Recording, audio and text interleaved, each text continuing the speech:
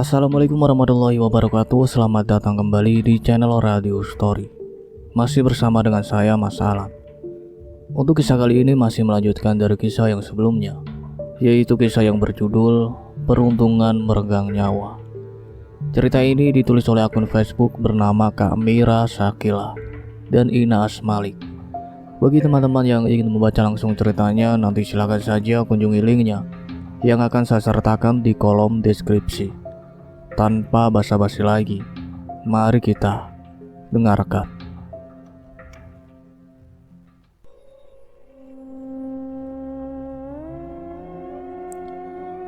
Kau tidak akan bisa lari, Alif.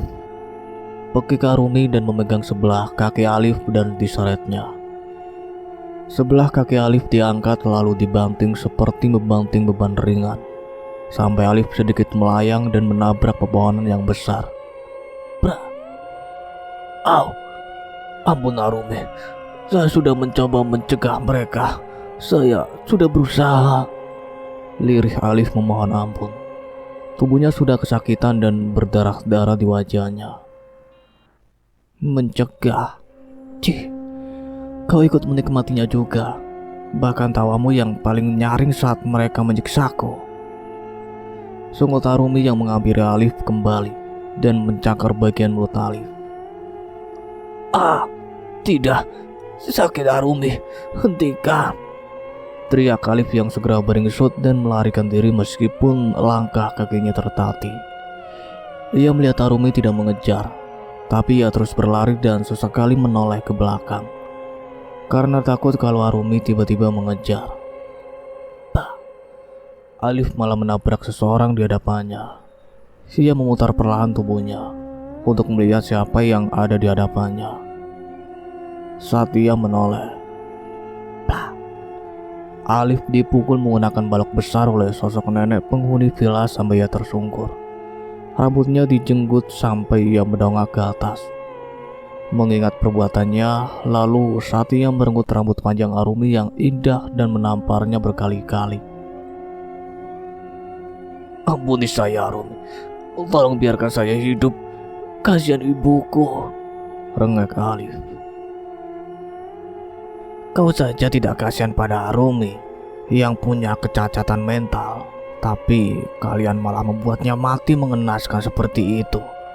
Biarkan Arumi membalaskan dendam pada kalian satu persatu. Pekik nenek tua itu. Ampun Arumi, rengek Alif sekali lagi. Suara tangisanmu lah yang membuat aku jijik dan ingin segera cepat membunuhmu. Suara parau Arumi terdengar lagi. Alif kembali diseret sampai ia ditarik ke atas batang pohon dan menggantung di atas pohon. Tidak! Teriak Alif dan mengamuk berusaha melepaskan diri. Alif pun terjatuh dari atas pohon. Dia berusaha terbangun dan melarikan diri kembali. Berhenti Alif!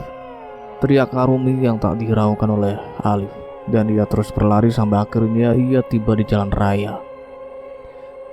Akhirnya aku bebas, teriak Alif merasa sangat lega. Tapi Arumi tidak berhenti di situ. Saat Alif terus berlari di pinggir jalan sambil menunggu angkutan, Arumi membiarkan mobil kosong yang ada di tepi jalan sedang terparkir itu berjalan sendiri sampai mobil itu menghampiri Alif. Alif melambaikan tangannya mencoba memberhentikan mobil itu dan mobil itu akhirnya berhenti. Tanpa Alif perhatikan, ia segera menaiki mobil tanpa pengemudi itu dan melaju begitu kencang. Alif sampai memegangi jok mobil karena ketakutan. Woi, pelan-pelan, teriak Alif. Suara Arumi tampak menyeringai terdengar di dalam mobil membuat Alif begitu ketakutan. Saat ia menyadari mobil tanpa ada yang menyetirnya, Alif nampak ketakutan. Tidak, teriak Alif. Kau tidak akan bisa melarikan diri dan akan kubawa menuju ajalmu, Alif. Alif kalut dan ketakutan. Ia segera membantingkan diri keluar dari dalam mobil sampai ia terseret karena mobil begitu kencang. Arumi sialan, sungut Alif. Mobil tanpa kemudi itu pun berhenti yang melihat Alif terkapar mengatur nafas dan meringis kesakitan. Tiba-tiba mobil itu mundur sendiri, sampai ia melintas Alif sampai akhirnya kepala Alif pecah. Otak dan isi perutnya keluar dan Alif kehilangan nyawa dengan begitu mengenaskan.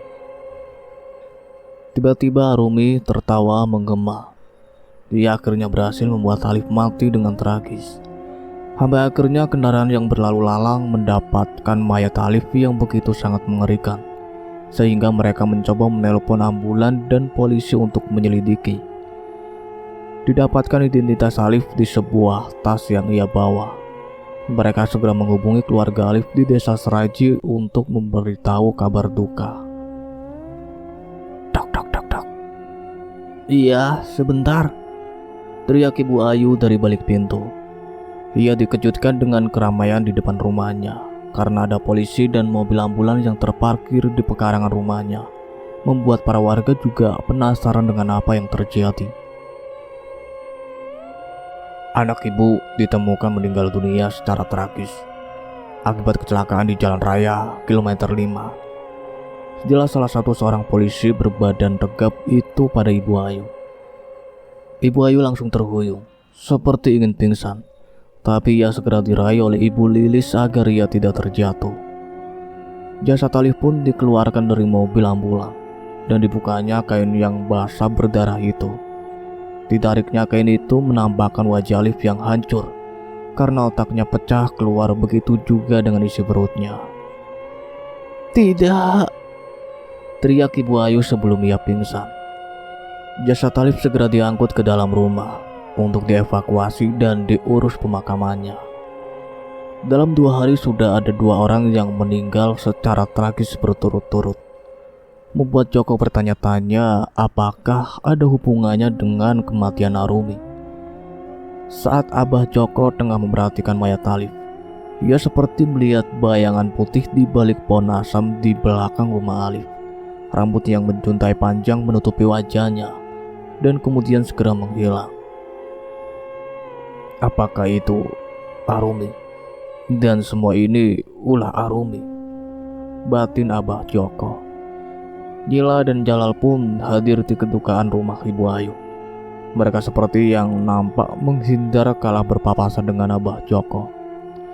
Nila dan Jalal sudah mengetahui kematian Alif pasti ada hubungannya dengan Arumi, seperti kematian putra mereka, Jaka. Desas-desus berita begitu banyak yang simpang siur karena kematian mengenaskan di desa Seraji secara berturut-turut. Kok makin mengerikan sekali ya kematian di desa ini? Semenjak kematian Arumi, semua mengalami kematian secara tragis juga, seru Pak Ferry. Iya, saya jadi ngeri. Apa ada hubungannya ya? Saut Pak Kasmin.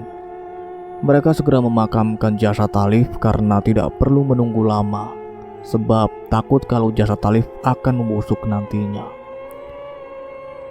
Kafan putih yang jadi memerah karena darah masih terus membanjiri tubuh Alif, sebab kondisi tubuh Alif sangat hancur membuat kematian Alif begitu mengerikan daripada kematian Jaka.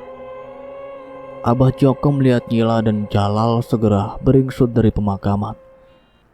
Ia segera mengejar Jalal dan Nila untuk mempertanyakan masalah saat Nila berteriak meminta ampun pada Arumi. Saya yakin kalian pasti menyembunyikan dari saya. Kenapa saat kematian Jaka kalian menyebut nama Arumi dan meminta ampun pada Arumi?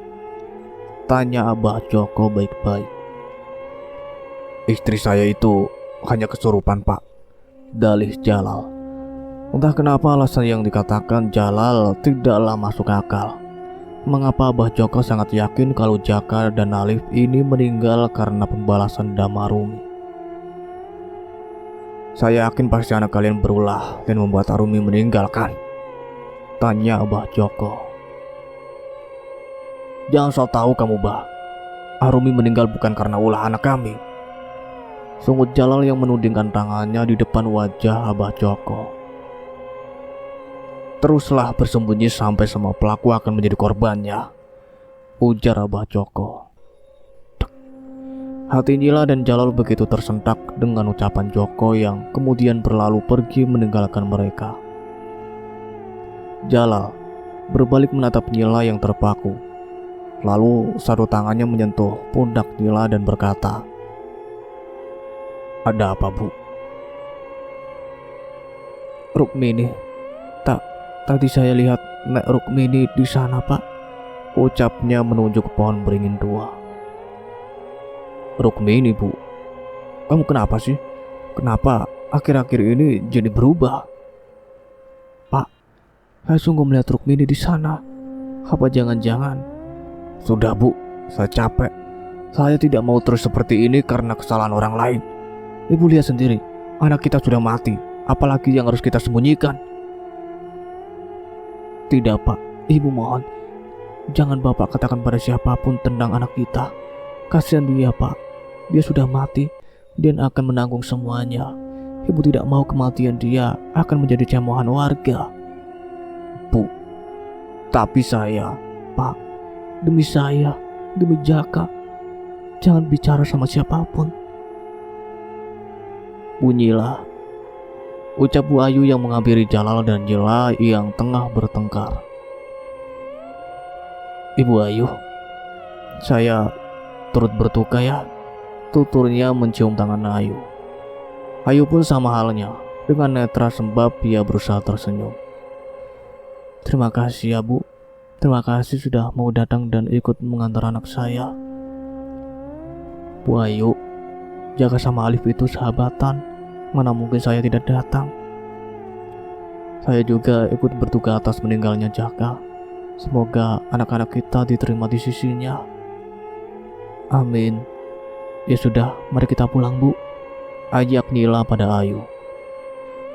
Meski pandangannya masih mencuri-curi pandangan pada Jalal agar tetap tenang dan tidak terlihat gugup. Di lain tempat, Abah tengah terduduk dengan wajah senduh. Hatinya gamang dan gelisah. Entah mengapa Abah merasa kematian Jaka dan Alif sangat di luar akal. Ini adalah kejadian yang sangat jauh dari logika. Kematian yang tragis belum pernah terjadi sebelumnya. Adapun kejadian dulu, keluarga pemilik villa itu tidak sesadis saat ini. Kematian Karsi yang warga temukan di villa dalam keadaan mengenaskan pun tidak separah saat ini. "Abah," seru Aida. "Ini minuman kopinya. Abah kenapa selalu melamun?" sambungnya. "Dah, kenapa saya merasa kematian Jaka dan Alif sangat janggal?" "Janggal? Maksud apa?" "Dah, apa kamu tidak merasa aneh? Kematiannya sangat tragis dan... Bah, mungkin desa kita lagi kedatangan penjahat. Jangan terlalu berpikir yang aneh-aneh." "Dah, desa ini terpencil. Pencuri saja takut. Dari jalan saja membutuhkan waktu untuk sampai ke desa ini. Meskipun ada kematian tragis, dulu tidak sampai memakan korban berkali-kali," seru Abah yang masih tak percaya jika ada pencuri di desanya. "Kau ingat Rukmini, juragan pemilik villa? Itu adalah kematian yang pertama, tapi tidak ada korban selain itu. Dia gadis yang mati karena fitnah seseorang dan orang tuanya yang sampai kini tidak ditemukan. Tapi, Bah, itu dulu. Sekarang kita di zaman berbeda. Sudahlah, Abah tidak usah lagi memikirkan apapun. Nanti penyakit Abah kumat. Lebih baik sekarang Abah makan, dan setelah itu istirahat. Saya mau ke rumah Bibi sebentar, mau lihat ibu." Sela Aida yang langsung meninggalkan Abah yang masih menatapnya ragu. Abah hanya terdiam dengan pikirannya yang masih berputar. Dia tak memiliki bukti ataupun sebuah petunjuk. Tapi pikiran Abah mengingat villa, ia memiliki niat untuk mencari tahu dan petunjuk di sana, sehingga memutuskan untuk pergi ke villa. Abah menatap villa usang. Ia berdiri di halaman rumah itu dengan netra yang menghangat. "Nah, apa yang harus Abah lakukan agar bisa mencari tahu siapa yang sudah membunuhmu?" lirihnya. Tiba-tiba angin berhembus gemerisik di daunan membuat Abah terasa sedikit tidak nyaman. Ia pun melihat pintu villa yang terbuka dan perlahan melangkahkan kakinya untuk masuk ke dalam. Di dalam villa terlihat sangat berantakan. Daun kering dan berbagai barang masih utuh di sana. Meski debu dan sarang laba-laba sudah menjadi penghuninya. Suara benda jatuh dari lantai 2 membuat Abah tersentak. Ia dengan ragu melangkah menuju tangga. Hingga sampai di lantai 2, ia melihat ruangan yang sangat berantakan seolah pernah ditinggali seseorang atau pernah disinggahi orang. Kenapa berantakan seperti benda disentuh orang? Abah terus menyusuri ruangan hingga ia tertuju pada sebuah darah di atas meja berukuran besar. Darah? Darah apa ini? Tiba-tiba angin lagi-lagi berhembus menerpa wajahnya. Bau amis dan bau tak sedap tercium di penciuman Abah. Abah melihat sekitar. Ia mengira memang pernah ada orang masuk ke dalamnya. Lalu, kalung. Abah menemukan sebuah kalung bergambar tengkorak. Ia merasa pernah melihatnya dan mencoba mengingat siapa pemilik kalung tersebut. Apa ini kalung yang memiliki sangkutan dengan kematian Arumi? Gumam Abah Joko dan segera mengantongi kalung yang ditemukan olehnya. Abah Joko juga melihat ke dekat balkon. Ia sekilas mendapatkan bayangan saat Arumi sedang dirundung oleh seseorang yang bayangannya nampak samar. Jeritan tangisan Arumi dan tawa para perundung dan pemerkosa itu terdengar jelas mengganggu telinga Abah Joko. Ia juga melihat sekilas bayangan Arumi yang jatuh terpeleset di sebuah balkon sampai ia terjatuh dan kehilangan nyawanya. "Tidak, Arumi!" teriak Abah Joko spontan dengan tubuh yang gemetar dan nafas yang tersengal, menuruni tangga villa dan menghampiri tempat di mana Arumi terjatuh. Abah Joko menangis sejadi-jadinya melihat darah yang sudah mengering di lantai bawah villa yang sudah hancur. "Arumi, siapa yang melakukan ini, nak?" Rintih Joko yang menangis tergugu karena melihat kejadian putrinya mengalami hal yang sangat tragis. Sementara Alan dan Ivan masih ketakutan untuk keluar rumah. Mereka hanya berkumpul di rumah Ivan ataupun rumah Alan, menghindari teror yang mereka dapat di luar rumah. Mereka memilih bersembunyi. "Ada hubungannya gak sih si Alif mati sama dendam si Arumi?" tanya Alan pada Ivan. "Dia tuh mati kecelakaan, Lan, bukan karena Arumi," kata Ivan yang mencoba menepis kenyataan kalau kematian Alif ada hubungannya dengan kematian Arumi. Ivan pun merasa takut kalau Arumi akan menghantuinya. Alan pun merasa begitu. Mereka akan bersembunyi bagaimanapun Arumi pasti akan terus mengganggu mereka. 40 hari kematian Jaka, Nila dan Jalal mengadakan pengajian dan tahlil untuk putranya. Sehingga di rumah mereka banyak sekali yang datang membantu menyiapkan persiapan seperti memasak, memasang tenda dan lainnya. Nila dan ibu-ibu lainnya sibuk di dapur membuat makanan untuk disimpan dalam box dan juga membuat aneka macam kue yang akan disuguhkan di acara pengajian. Nila segera menyalakan tungku untuk menggoreng berbagai macam makanan gorengan. Ia menuangkan 5 liter minyak ke dalam wajan besar di atas api yang menyala. Saat ia sedang menuangkan 5 liter minyak, ia melihat ke hadapannya. Dari jauh ia melihat sosok Arumi dan Nek Rumi tengah menatapnya tajam, sehingga ia langsung gusar dan ketakutan. Ia terus fokus untuk memanaskan minyak dan mengaduk adonan bakwan yang akan digorengnya. Ia kembali menatap ke depan. Bayangan itu pun kian menghilang sehingga ia bisa bernafas lega. Sambil menunggu minyak panas, ia terus mengaduk adonan bakwan dan mencicipinya sedikit agar tidak ada rasa yang kurang. Tiba-tiba tenguk meremang, sekujur tubuh Nila terasa dingin dan seperti ada yang memegang kedua bahunya, sehingga Nila menunduk.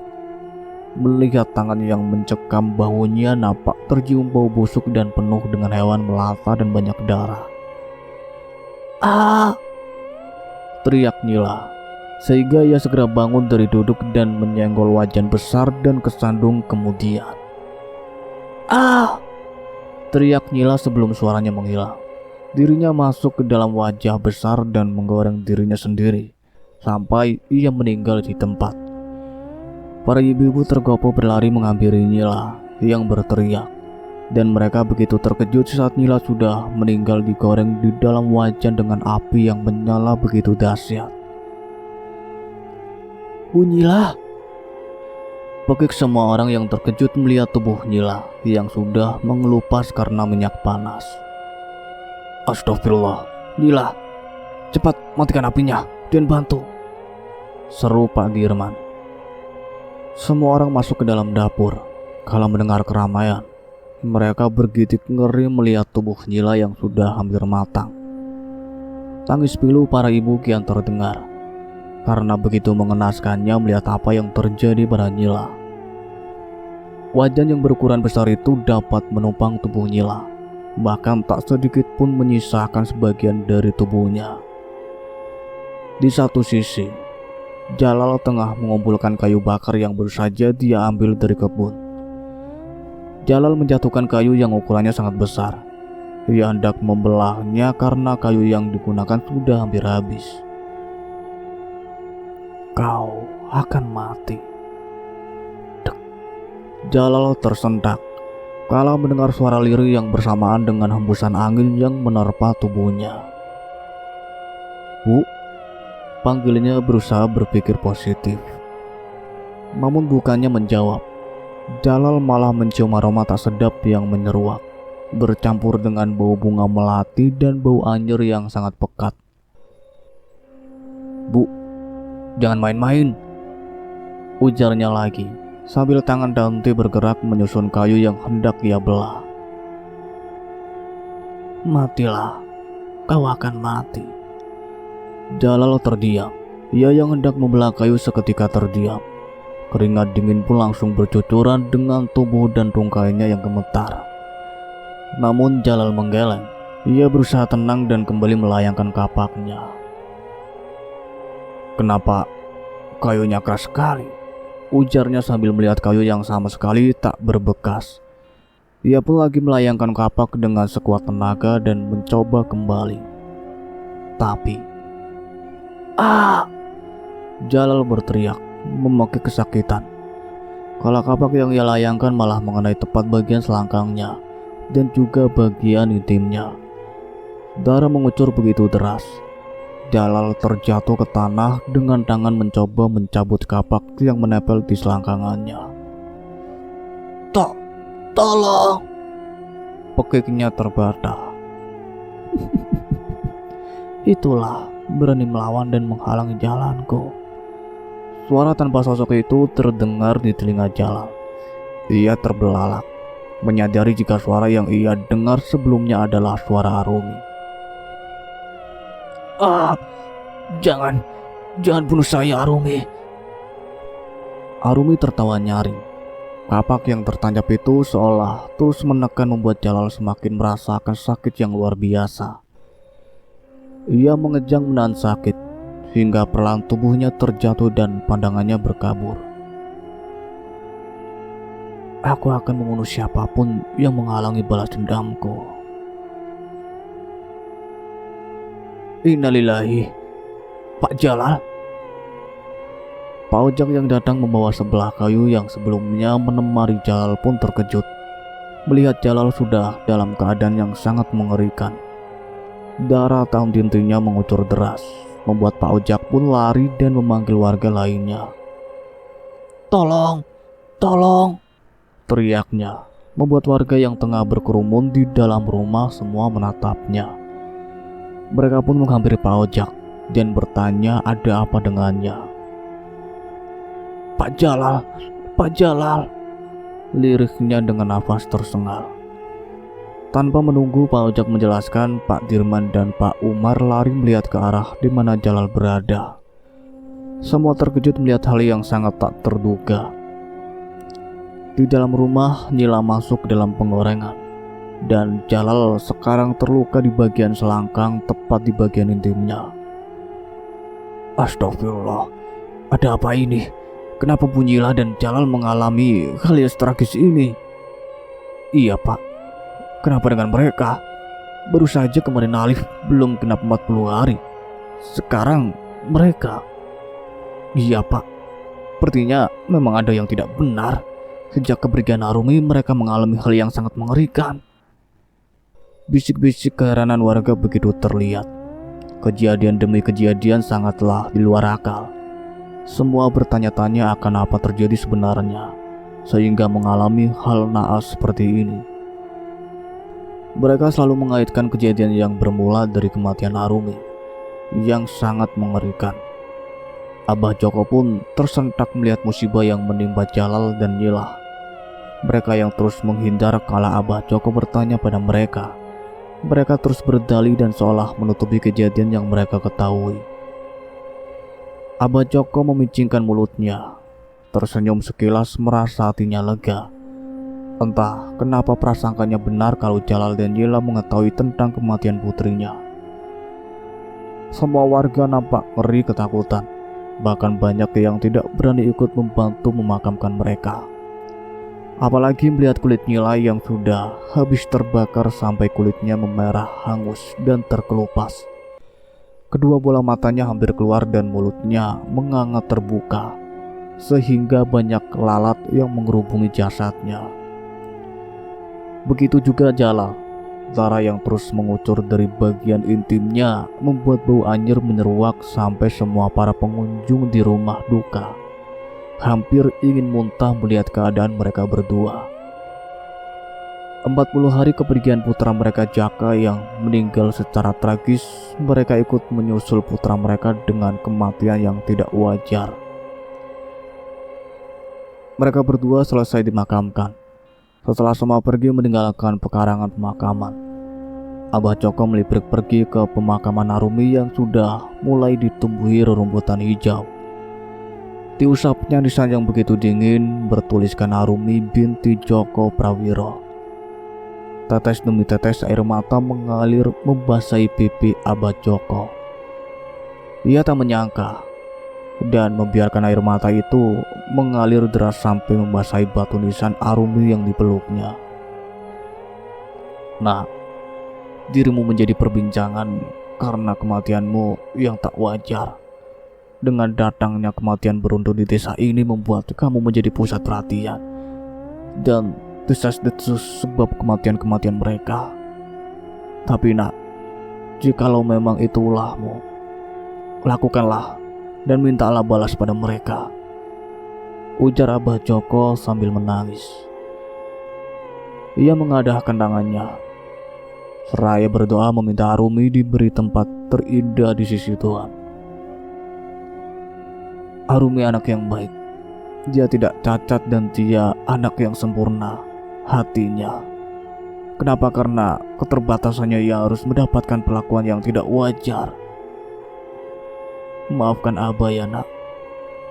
Lirih Abah Joko tergugu. Aida yang melihat sang suami sedang menangis di makam Arumi melihatnya dari kejauhan.